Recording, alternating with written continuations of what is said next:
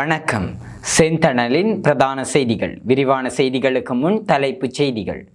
செம்மணி புதைக்குழிக்குள் இருந்து குழந்தை உள்ளிட்ட 4 எலும்புக்கூடுகள் மீட்பு. மீண்டும் ஆரம்பமாகும் ஊடகவியலாளர் பிரகீத் எக்னெலிகொட வழக்கு விடுக்கப்பட்டுள்ள உத்தரவு. பாடசாலை விடுமுறை பரீட்சைகளில் மாற்றம் வெளியான அறிவிப்பு. சடதியாக குறைந்தது தங்கத்தின் விலை வாங்க உள்ளோருக்கு வெளியான மகிழ்ச்சி தகவல். யாழில் அதிகாலையில் இடம்பெற்ற கோர விபத்து, இளைஞர்கள் 2 பலி. வாட்ஸ்அப் பயனாளிகளுக்கு முக்கிய எச்சரிக்கை. மன்னாரில் பரபரப்பு, மனைவியால் துண்டு துண்டாக வெட்டி கொலை செய்யப்பட்ட கணவர். நள்ளிரவு ஏற்பட்ட அனர்த்தம், பலியான இளம்பெண் பிரேத பரிசோதனையில் வெளியான தகவல். வெலிக்கடை சிறைச்சாலை கைதி ஒருவர் உயிரிழப்பு, 3 சிறை காவலர்கள் கைது. பள்ளத்தில் விழுந்த பாடசாலை வேன், மாணவர்கள் பலர் காயம். முதலமைச்சராக பதவியேற்க உள்ள விஜய் வெளியானது தகவல். சீனாவில் பட்டாசு தொழிற்சாலையில் ஏற்பட்ட விபத்தில் 21 பேர் பலி. ஈரானை உலக வரைபடத்திலிருந்து அகற்றும் நிலை உருவாகும், டொனால்ட் ட்ரம்ப் எச்சரிக்கை. தொடர்பென விரிவான செய்திகள்.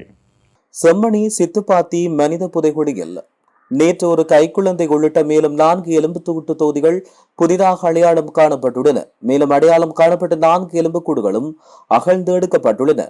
புதிதாக அடையாளம் காணப்பட்ட 4 எலும்புக்கூடுகளுடன் சேர்த்து அந்த புதைக்குழியில் மொத்தம் அடையாளம் காணப்பட்ட எலும்புக்கூடுகளின் எண்ணிக்கை 250 அதிகரித்துள்ளது. மேலும் இன்று புதிதாக அகழ்ந்தெடுக்கப்பட்ட அந்த எலும்புக்கூட்டு தொகுதிகளுடன் சேர்த்து அங்கு மொத்தமாக அகழ்ந்தெடுக்கப்பட்ட எலும்புக்கூட்டு தொகுதிகளின் எண்ணிக்கை 147 அதிகரித்துள்ளது. ஊடகவியலாளர் பிரகீத் எக்னெலிகொட கடத்தப்பட்டு காணாமலாக்கப்பட்டமை தொடர்பில் சட்டம் அதிபரால் தாக்கல் செய்யப்பட்ட வழக்கின் விசாரணைகள் மீண்டும் ஆரம்பிக்கப்பட்டுள்ளன. கொழும்பு மேல் நீதிமன்றத்தின் 3 அடங்கிய நீதியரசர்கள் குழு இந்த தீர்மானத்தை எடுத்துள்ளது. குறித்த வழக்கு முன்னர் நாமல் பலன்லி, மகேன் வீரமன் மற்றும் சுஜீவ நிசங் ஆகிய நீதிபதிகள் அடங்கிய 3 அடங்கிய குழு முன்னிலையில் விசாரணைகளுக்கு எடுத்துக் கொள்ளப்பட்டது. இருப்பினும் நீதியரசர் நாமல் பலன்லி ஒழுக்காற்று விசாரணை காரணமாக பணி இடைநிறுத்தம் செய்யப்பட்டதாலும் நீதியரசர் மகேன் வீரமன் ஓய்வு பெற்றதாலும் வழக்கு விசாரணை பல மாதங்களாக தடைப்பட்டிருந்தது. இதையடுத்து இந்த வழக்கை விசாரணை செய்வதற்காக பிரதம நீதியரசர் பிரீத்தி பத்மன் சூரசேனவால் 3 அடங்கிய நீதியரசர்கள் குழு பெயரிடப்பட்டுள்ளது. அதன்படி நயன சினவிரத்தின, நளின் கேவாவசம் மற்றும் லக்மாலி கேவாவசம் ஆகிய மேல் நீதிமன்ற நீதிபதிகள் முன்னிலையில் இந்த வழக்கு நேற்று விசாரணைகளுக்காக அழைக்கப்பட்டுள்ளது. பாடசாலை தவணைகள் மற்றும் பொது பரீட்சை கால அட்டவணையில் மாற்றத்தை கொண்டுவர கல்வி அமைச்சு தீர்மானித்துள்ளது. கல்வி முறையை சீரமைப்பதன் மூலம் மாணவர்களின் கல்வி எதிர்காலத்தை மீண்டும் ஒரு நிலையான பாதைக்கு கொண்டுவர முடியும் என கல்வி அமைச்சு நம்பிக்கை வெளியிட்டுள்ளது. இதனை ஊடகங்களுக்கு கருத்து வெளியிட்ட போது கல்வி அமைச்சின் செயலாளர் நலக்கு கல்வி குறிப்பிட்டுள்ளார். கடந்த 2020 ஆண்டு முதல் இலங்கையின் கல்வி முறைமை தொடர்ச்சியான தடைகளை எதிர்கொண்டு வந்ததாகவும் அவர் தெரிவித்துள்ளார். 2027 ஆண்டு ஜனவரியில் புதிய கல்வியாண்டை தொடங்குவதற்கு ஏதுவாக இந்த ஆண்டு எஞ்சியுள்ள 2 பாடசாலை விடுமுறை காலங்களும் வழக்கத்தை விட நீண்ட நாட்களுக்கு வழங்கப்படும் என்றும் தெரிவிக்கப்படுகிறது. இலங்கையில் கடந்த சில தினங்களுக்கு முன்பாக தங்கத்தின் விலை சற்று ஏற்ற இறக்கத்துடன் காணப்பட்டது. இதன்படி இன்றைய நிலவரத்தின்படி ஒரு அவுன்ஸ் தங்கத்தின் விலையானது 13,60,064 ரூபாவாக காணப்படுகிறது. 24 கரட் தங்கம் கிராம் 47,980 ரூபாவாக பதிவாகியுள்ளது. 24 கரட் தங்கம் பவுன் 3,83,800 ரூபாவாக பதிவாகியுள்ளது. 22 கரட் தங்கம் கிராம் 43,990 ரூபாவாக பதிவாகியுள்ளது. யாழ்ப்பாணம் கோப்பாய் பகுதியில் ஏற்பட்ட மோட்டார் சைக்கிள் விபத்தில் 2 இளைஞர்கள் உயிரிழந்தனர். குறிப்பாக யாழ்ப்பாணம் கோப்பாய் பகுதியில் ஏற்பட்ட மோட்டார் சைக்கிள் விபத்தில் 22 மற்றும் 24 வயதுடைய 2 இளைஞர்களே உயிரிழந்தனர். குறித்த விபத்து இன்று அதிகாலை இடம்பெற்றதாக தெரிவிக்கப்படுகிறது. நவற்காடு பகுதியில் பருத்தத்துறை யாழ்ப்பாணம் வீதியில் பயணித்த மோட்டார் சைக்கிள் கட்டுப்பாட்டை இழந்து வீதியோரம் இருந்த சுவரில் மோதி விபத்துக்குள்ளானது. விபத்தில் மோட்டார் சைக்கிளை ஓட்டிச் சென்றவர் மற்றும் பின்னால் அமர்ந்து சென்றவர் இருவருக்கும் பலத்த காயம் ஏற்பட்ட நிலையில் யாழ்ப்பாண வைத்தியசாலையில் அனுமதிக்கப்பட்டதை அடுத்து சிகிச்சை பலனின்றி உயிரிழந்துள்ளதாக தெரிவிக்கப்படுகின்றது. வாட்ஸ்அப்பை பயன்படுத்தி நடத்தப்படும் நிதி மோசடி குறித்து கணனி அவசரகால பதிலளிப்பு அமைப்பானது எச்சரிக்கை விடுத்துள்ளது. இந்தியாவில் இருந்து அழகான இந்திய பெண் ஒருவரை பயன்படுத்தி வாட்ஸ்அப் வீடியோ அழைப்பு தொழில்நுட்பத்தின் மூலம் நடத்தப்படும் பண மோசடி குறித்து எச்சரிக்கை விடுக்கப்பட்டுள்ளது. இது தொடர்பாக ஏற்கனவே முறைப்பாடுகள் வந்துள்ளதாகவும் இந்த மோசடி செயலால் நீங்கள் பாதிக்கப்பட்டிருந்தால் உடனடியாக அருகிலுள்ள காவல் நிலையத்தில் முறைப்பாடு அளிக்க வேண்டும் என்றும் அந்த அமைப்பு சுட்டிக்காட்டியுள்ளது.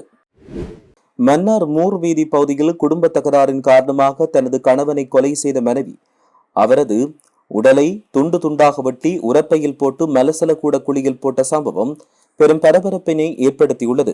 குறித்த சடலம் நேற்று மன்னார் காவல்துறையினால் மீட்கப்பட்டுள்ளது. மன்னார் மூர் வீதியில் வாடகை வீடொன்றில் வசித்து வந்த கணவன் மனைவி கடையில் கடந்த சனிக்கிழமை இரவு ஏற்பட்ட தர்க்கம் காரணமாக மனைவி தனது கணவனை தாக்கி கொலை செய்துள்ளார்.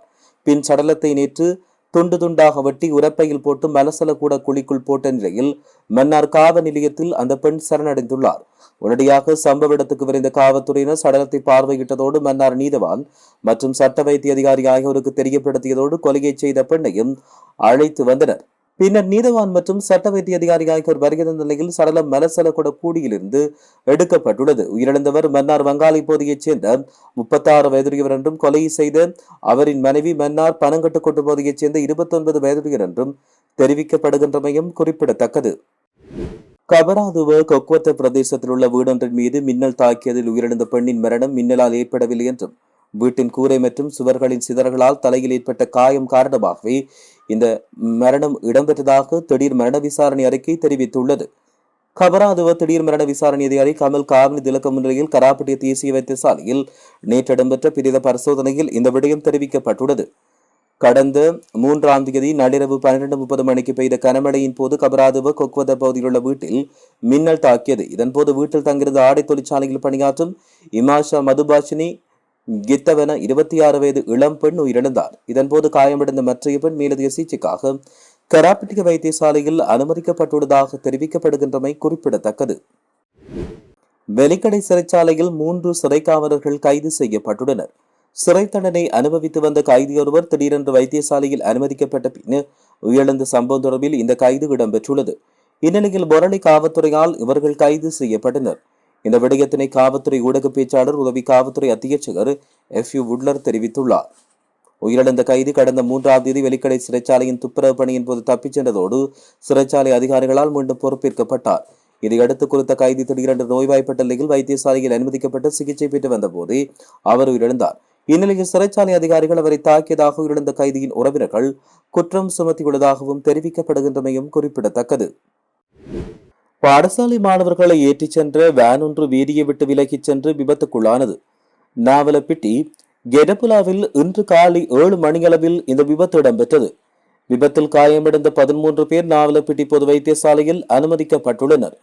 இதன்படி 7 முதல் 10 வயதுக்கு இடைப்பட்ட சிறுவர்களே இவ்வாறு காயமடைந்துள்ளனர். விபத்தில் காயமடைந்த வேனின் சாரதியும் வைத்தியசாலையில் அனுமதிக்கப்பட்டுள்ளார். மேலும் விபத்து தொடர்பில் நாவலப்பிட்டி காவல்துறையினர் மேலதிக விசாரணைகளை மேற்கொண்டு வருவதாக தெரிவிக்கப்பட்டுள்ளது. இனி சர்வதேச செய்திகள். தமிழக வெற்றி கழக தலைவர் விஜய் முதலமைச்சராக பதவியேற்க திட்டமிட்டுள்ளதாக தெரிவிக்கப்படுகிறது. இந்த பதவியேற்பு விழா எதிர்வரும் 7ஆம் தேதி சென்னை நேரு உள்விளையாட்டரங்கில் மிக பிரம்மாண்டமான முறையில் நடைபெறவுள்ளது. இந்நிலையில் நாளை காலை ஆளுநர் ராஜேந்திர விஸ்வநாத் அர்லேக்கரை சந்திக்க நேரம் கட்டுள்ள விஜய் ஆளுநரை சந்தித்து ஆட்சி அமைக்க உரிமை கோர உள்ளதாக தெரிவிக்கப்படுகிறது. சட்டமன்ற தேர்தலில் 108 தொகுதிகளில் வென்று தமிழக வெற்றி கழகம் ஆட்சி அமைக்க உள்ள நிலையில் தமிழக வெற்றி கழக சட்டமன்ற குழு தலைவர் விஜய் தெரிவு செய்யப்பட்டுள்ளார். இந்த பிரமாதமான பதவியேற்பு விழாவுக்கு பல்வேறு மாநிலங்களின் அரசியல் தலைவர்கள் மற்றும் பிரபலங்கள் கலந்து கொள்ள வாய்ப்புள்ளதாக தெரிவிக்கப்படுகின்றது. சீனாவின் ஹொனான் மாகாணத்தில் உள்ள பட்டாசு தொழிற்சாலையில் ஏற்பட்ட பயங்கர வெடி விபத்தில் 21 பேர் உயிரிழந்துள்ளதாக சீன அரச ஊடகங்கள் செய்தி வெளியிட்டுள்ளன. இந்த சம்பவம் ஹினான் மாகாணத்தில் உள்ள லிலியாங் நகரில் அமைந்துள்ள ஹுவாஷிங் பட்டாசு தொழிற்சாலையில் நேற்று மாலை 4:40 மணியளவில் இடம்பெற்றது. வெடிப்பின் தாக்கம் தீவிரமாக இருந்ததால் தொழிற்சாலையை சுற்றியுள்ள 3 கிலோமீட்டர் வசித்து வரும் மக்கள் உடனடியாக பாதுகாப்பான இடங்களுக்கு மாற்றப்பட்டதோடு மீட்பு மற்றும் நிவாரணப் பணிகள் தீவிரமாக முன்னெடுக்கப்பட்டு வருவதாக தெரிவிக்கப்பட்டுள்ளது. ஈரானை உலக வரைபடத்திலிருந்து அகற்றும் நிலை உருவாகும் என அமெரிக்க ஜனாதிபதி டொனால்ட் ட்ரம்ப் தெரிவித்துள்ளார். கார்முஸ் நீரிணையோ அல்லது பார்சிக வளைகுடா பிராந்தியத்திலோ உள்ள அமெரிக்க கப்பல்களை இலக்கு வைக்க முயன்றால் இந்த நிலை ஏற்படும் என்றும் அவர் குறிப்பிட்டார். சர்வதேச ஊடகம் ஒன்றுக்கு வழங்கிய தொலைபேசி நேர்காணல் ஒன்றின் பொழுது அவர் இந்த விடயத்தை தெரிவித்தார். ஈரானிய பேச்சுவார்த்தையாளர்கள் முன்னரை விட இப்போது நெகிழ்வுத்தன்மையுடன் இருக்கிறது. இதற்கு முன்னர் ட்ரம் இவ்வாறான அச்சுறுத்தல்களை விடுத்ததோடு கடந்த மாதம் சமூக வலைதளங்கள் வாயிலாக ஒரு முழு நாகரிகம் அளிக்கப்படும் என்றும் அவர் கூறியிருந்தமையும் குறிப்பிடத்தக்கது. இத்துடன் செய்திகள் நிறைவடைகின்றன. வணக்கம்.